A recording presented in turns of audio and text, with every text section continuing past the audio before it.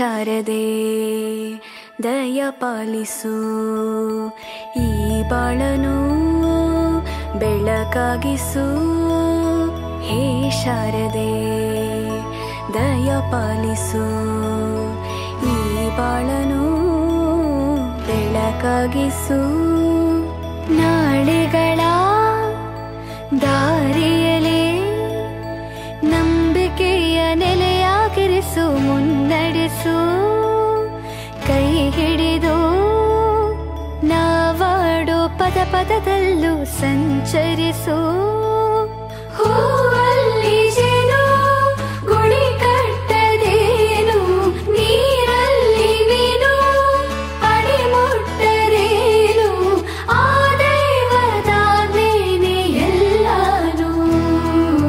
ಹೇ ಶಾರದೆ ದಯ ಪಾಲಿಸು, ಈ ಬಾಳನು ಬೆಳಕಾಗಿಸು. ಹೇ ಶಾರದೆ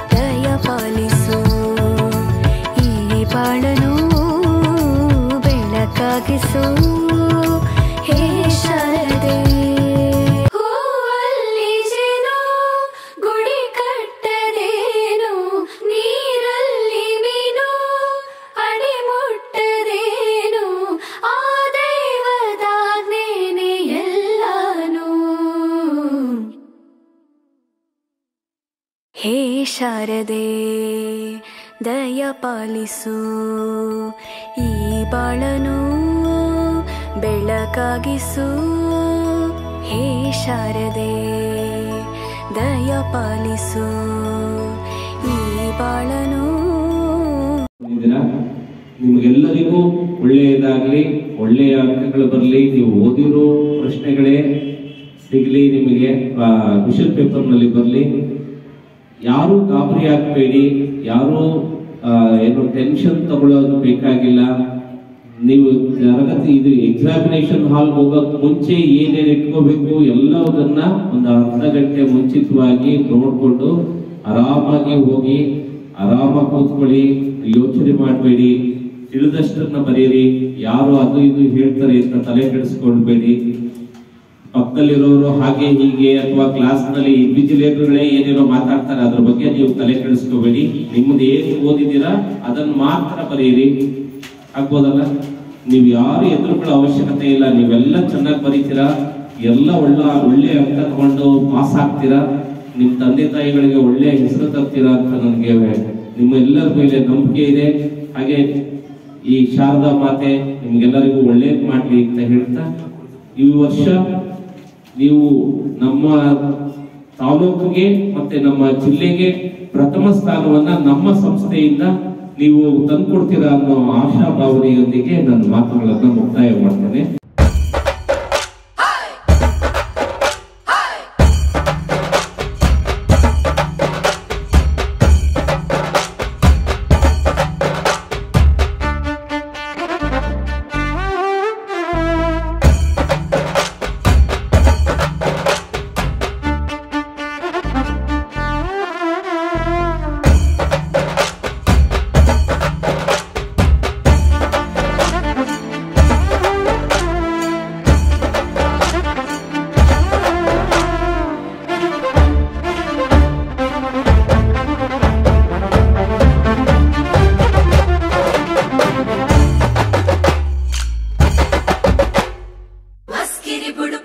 పో బయలదే ఓ ఎరకులే